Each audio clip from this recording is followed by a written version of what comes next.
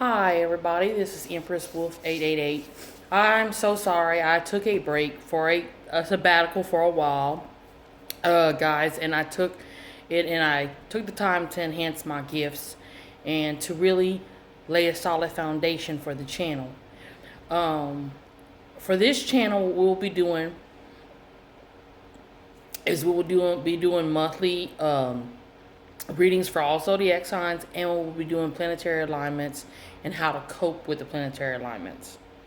Um, but next month I will open a new channel that will highlight that in more of a pagan, Wiccan pagan type way, okay? Where we're going to focus on how to heal, or how can I put that? Guys, let's see how I can put that. To focus on like healing, you know what I'm saying? Like coping with it with herbs and crystals and charms. Focus on the different holidays of the wheel of life, and the different pagan cultures and the different traditions that pagans have and things of that nature. So that'll be a whole new channel, and I will tell you more about that channel once we get closer into December. Okay. Now, guys, I haven't done it in this while, and I know it's been a while, but I have everything written down so I can go through November 2020 with you guys. Okay.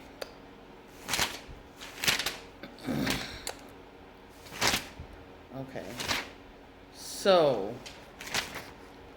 the planetary alignments. We're going to start with the moons. We're going to have three major moon events the way I look at it. I don't do the waxing moons and waning moons. I actually do new moon, the first quarter, and the full moon. That's pretty much the moons I focus on. Okay, for the new moon, we're still in shadow because it's November 1st. We're still in shadow of the blue moon from October. So that will affect us several weeks out. So it's in Taurus, so therefore everything that we're wanting, desiring, and things of that nature, we're setting our intentions and we're going after it, guys. That's what we're doing, Wolfpack. We're going after it, okay? Okay, for the first, we're going to just focus on the moons right now, and then we're going to go to the planets, okay, guys? The new moon is in November 15th. It's in Scorpio. The organs that will be affected at this time are the genitals, the anus, the urethra, and the prostate. So that's all, pretty much what I'm saying is all the reproductive organs in that area, okay? And I'll tell you more about this. We'll go more about that and how you can cope with those things in just 1 minute. Let me tell you what the new moon in Scorpio is about. It creates the need to devolve into your feelings, okay, guys, as deeply as possible. Your desire, more meaningful and emotional exchanges, your partnerships, the people that are around you, your soul tribe. You starting to form a more soul-based family and exchange with other people. It's very important to connect. That's the feelings we're having right now. You were forced. Okay, shallow relationships. That's a thing of the past. We're not dealing with that. We want more stable, more deeply emotional type of relationships. That's what we're wanting. That's what we're going after now. Okay. The organs that I had just told you about. Yeah, let me go here, further back here, because I have it kind of, and I can go into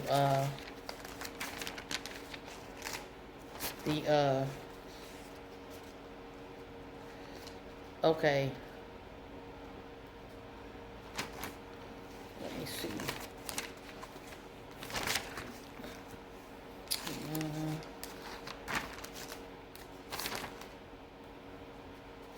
Okay.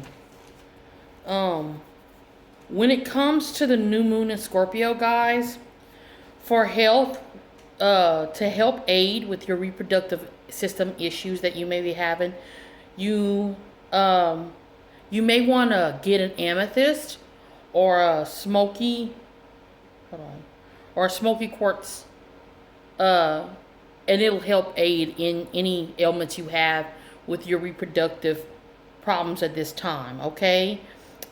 In relationships, how to deal with the intensity of emotions. I suggested meditation. That is my most of my suggestions will be meditation.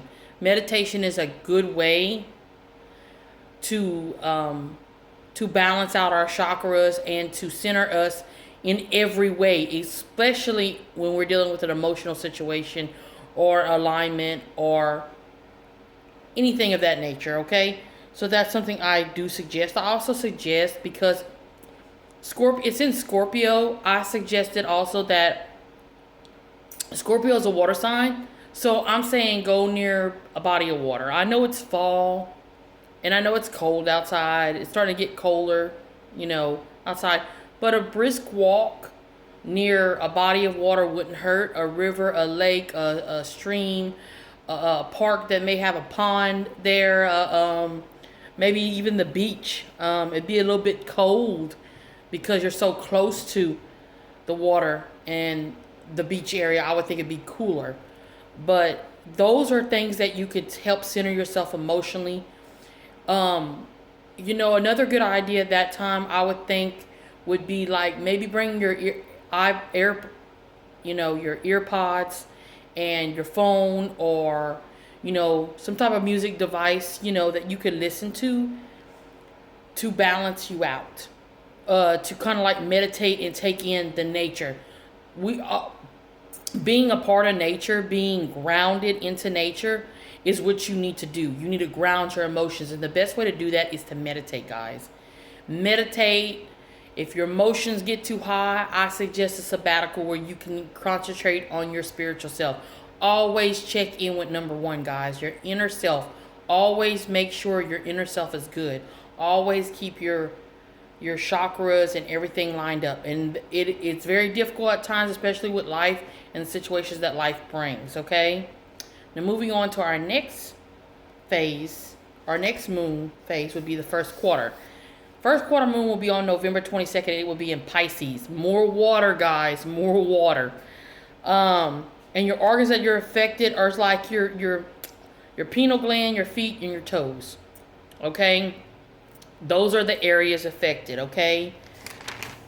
On the first quarter, has been the first quarter since greatest sensitivity and perceptiveness of your surroundings. Pisces people are very much this way. You think about the Piscean type traits, they're very sensitive, they're very perspective, they're very in tuned with the spiritual side of themselves. They're very in tune with spirit, okay? You could experience feelings of insecurity. You might be a little passive in the way you react to things. Wait and see what happens in your life, okay? And only wait to see what happens in your life. I encourage you in creativity and spiritual search. Okay, what I mean by that, I put that as my notes. What I mean by that is research your synchronicities. If you're seeing synchronicities, anything you feel that is spiritually connected to you and you're feeling like this at this time, I definitely recommend using some creativity and start something with a project. Start a project, something that uses your creative side, or enhance a project you already have, possibly. Just use your creativity side. Make some crafts. I would suggest making crafts outdoors. Even possibly some fall decoration. Decorate your house, your home. Something that would that would enhance and center you during this creative time during this particular moon.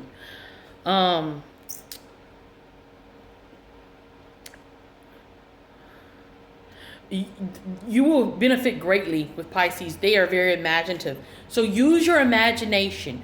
Do a project, guys. Go outside. Do a project.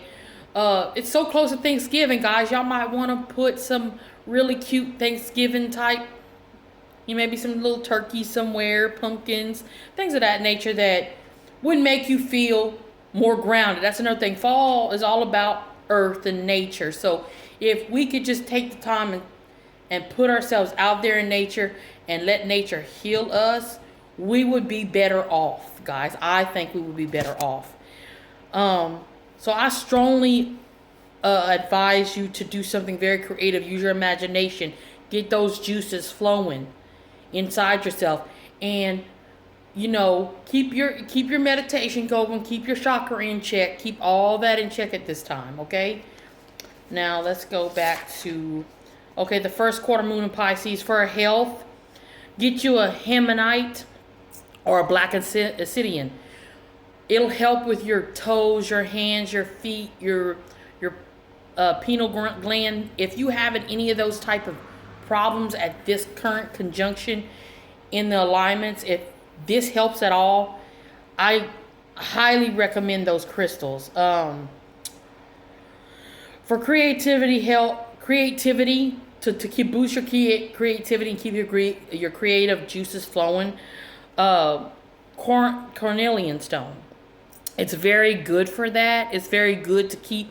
It actually helps aid in your creativity. It helps boost your creativity. So guys, you definitely want that. Another stone is citrine. Citrine is great for creativity. It really boosts you up in a lot of ways. I love the stone. It's a yellowish marble type stone. It's beautiful. And carry it near you. Put your hands, carry it on your person. There's all sorts of different creative ways especially ladies. Ladies, y'all can make jewelry out of it. I don't have any jewelry on that has that, but you can make earrings, bracelets. Just keep your, because we're dealing with the Pisces part of everything. Keep that going. Keep that creative mindset in the projects and help yourself at the same time, guys. Okay. If you're healing from heartbreak or any other negative feeling, I would recommend the green aventurine because it balances your heart chakra. If you look at all the chakras, your heart chakra is green. So keep yourself balanced at this time because you're gonna have a lot of water in one month. You're gonna have you're gonna have Scorpio and you're gonna have Pisces all in the same month in a moon phase, which a moon represents the emotion anyway, especially moons with moons like this that are important moons in the alignments, the important moons of the month. They are very strong. So you really want to focus and keep yourself centered emotionally because you don't want to be going off the deep end. And it's so easy to do that because we are human. So to stay balanced, I do recommend that, okay? Okay, our last moon is the full moon in Gemini, okay? Full moon in Gemini. Okay, I'm a Gemini moon and rising, so this probably will affect me greatly. My Pisces is my Venus is in Pisces. So as you can tell, I'm a very emotional person. Especially this month, I can see how it would personally affect me, okay? Now, for Gemini, let's see, let me go back. That full moon will be on November 30th, guys. November 30th, okay? Manifests itself by the need for exchanging and spontaneity. Safety lies in thinking about your feelings and sharing them with others. Okay, that's a Gemini trait. And that's something I take on a lot of Gemini qualities, even though my sun is Aries. I'm an Aries sun. I take on a lot of Gemini qualities because of my chart. So I'm very spontaneous and I'm very fiery, so I'm passionately, romantically spontaneous type person. I'm also I'm a person that thinks about things before I share them because I've been hurt. So it's Geminis are very good about sharing themselves. They're very Mercury. They're Mercury based. We're still in shadow effect of Mercury as we speak. We're at the last couple of days. It's November 1st, so November 3rd, it will be away. But guys, don't make any huge changes in your life, and I'm going to shed more light on that later on in this video. But think about it and share with others. You're going to be more talkative. I'm a very talkative person. That's one of my traits. Some people are like, I wish you would just shut up. Because I'm very talkative. I'm very outgoing. It's just my personality. Sometimes I could be completely quiet, and then other times I could be talking your head off. That's just my personality. Try to speak a little bit slower at this time, because you're gonna feel like a need for speed kind of atmosphere when it comes to speaking. You're gonna feel the need to constantly, speed talk because of the moon. But it's okay to communicate with others how you feel. Do communicate with others, whether they be family, friends, siblings, partners. It don't matter, guys. Stay trying to communicate, open up. It's all about sharing. Just be careful when you do that. Make sure you keep manifesting and you keep meditating to keep yourself centered. Okay? Try to keep a level head at this time. Don't go off the deep end. Don't get so lost into your mental train of thought that you're overthinking things and making irrational type of mindset. You don't want that, okay? Because you don't want to be very careful of your words or how your emotions affect you at this time too, because you don't want to come off cold-hearted, guys. You don't want to come off like you don't care. I mean, I know I hear people say this all the time. I could care less. But you know what? Those are the people that probably care more than anybody, and they say that so they hide. We're not trying to do that. We're trying to shed old skin and come out with new skin, okay? We're not trying to do all that. Okay? Try to bring harmony and balance in the way you're thinking and feeling at this time, okay? That is a very important thing. That's what I've been discussing with all the emotion. We need to try to center ourselves and remain balanced. Okay, now the organs that you have to be careful for with this at this time, I'm about to tell you. Okay.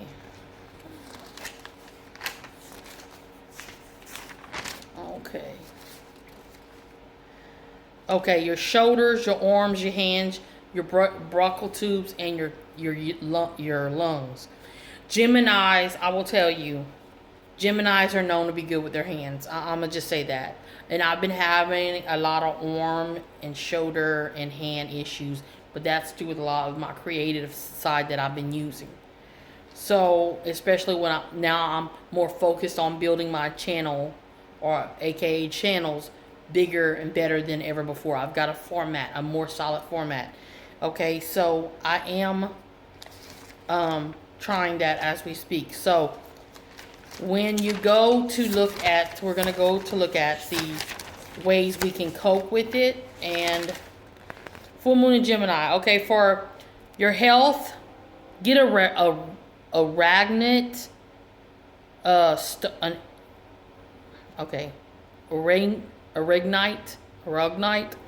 stone to help aid in healing, okay, in the areas of your body that you're having trouble in. For your temper flare-ups, to stay balanced and in check, amber or amazonite, a combination would be overall better in this time. So a combination of those two stones would be ideal.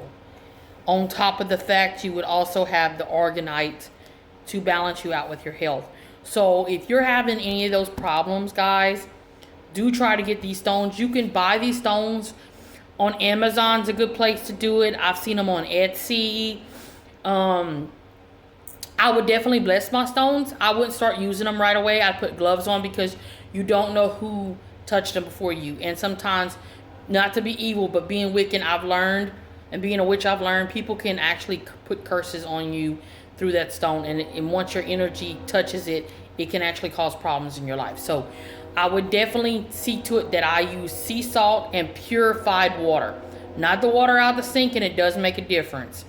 Purified water. If you want to boil the water and get the water to a certain temperature so it will be purified, let it cool down, that's fine. Sea salt, and yeah. How we recharge stones in the moonlight. Put it in sea salt, in purified water, set out in the moonlight, and your stones are recharged. Constantly keep your stones charged, guys. Keep your house saged, guys. Keep everything up to keep yourself spiritually grounded at this time, okay? Now I think we're gonna focus on the alignments at this time. Okay, we have November 3rd at 12:57 a.m. And like I said, if you want to look at all this, I got all this off of cafeastrology.com. Is a great site, guys. I highly recommend it to new beginners, to witches of all nature, anybody that has a spiritual background. I highly recommend this channel. Will help. This site will help you tremendously. Okay. So this is where I got all my information. Okay, at 12:57, Saturn will by quintile the true node. So your Saturn will be at 26 degrees in Capricorn at 20, and your true node will be at 20, but Gemini is in retrograde. So because of your true node, which the true node is the north node. My north node is in Gemini in my birth chart. Okay, so the north node is in retrograde, but it stays in retrograde. Your nodes stay in constant retrograde, guys. There ain't a time where your node is not in retrograde. Okay, there's very seldom I've seen nodes not in retrograde. It's very seldom if they are. Okay, so that's Saturn. Okay, and then November 3rd at 12:49 a.m. Mercury goes direct, guys. Finally, some sanity for people that are having any problems. That's why during Mercury retrograde, you cannot do anything, any big life-altering decisions. Don't buy a home. Don't switch jobs. Don't get married. Don't get engaged. Don't do anything that requires some form of contractual type situation. Don't build a new home. Don't get a loan. Don't do anything like that. And actually, the shadow effect will still last 2 to 3 weeks out. So I would still hold off signing any contracts because you will still have a shadow effect for Mercury retrograde, guys. You will still have a shadow effect. The Mercury, when it goes direct, it's going to be in the beautiful sign of Libra at 54 degrees, okay? Libra's about partnering, balance, fairness, justice. It's also known as a justice card in tarot. It has Libra energy, okay? It's very judicial, okay? Guys, on November 10th at 4:55, Mercury enters Scorpio. So here we are with more. We just talked about 2 moon signs being in water. Now we're going to have Mercury, which is it's going to be destructive communication. That's what that's going to be. Intense, emotional, and possibly destructive communication. So that's talking, that's email, that's telephone, that's texting, that's any form of communication, period. We're going to have some issues, okay? That's where issues come in. Even though it's Mercury direct, we're going to have issues, guys.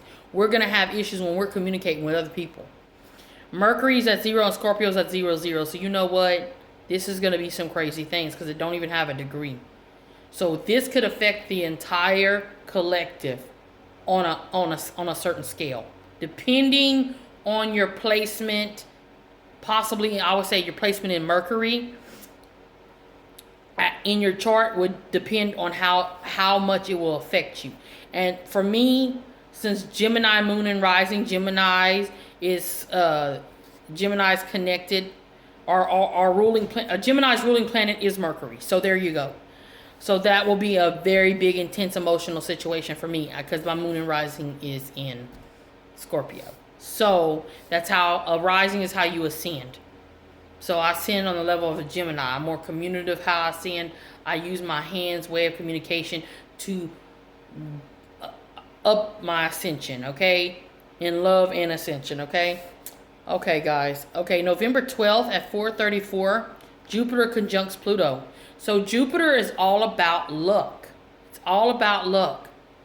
It's all about luck, guys. It's about luck. And Pluto's about destruction. Scorpio is also known to rule both planets of Mars. Okay. Mars and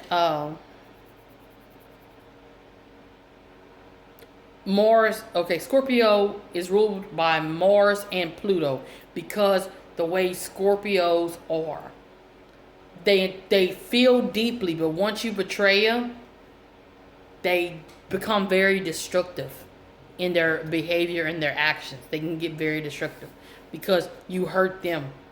You hurt them too deeply because they feel so deeply. Jupiter will be at 22 in Capricorn. So Jupiter will be in Capricorn. So I would think like your career, Capricorn is all about structure. So, and structure and you know, stability. So this is gonna cause great luck in your life toward structuring your life and putting stability in your life. So your career, things could get a little bit great in that area, actually. Conjunction Pluto at 22, and Pluto also would be at 52, 52 feet or whatever, 52 inches in Capricorn. So both are in Capricorn. So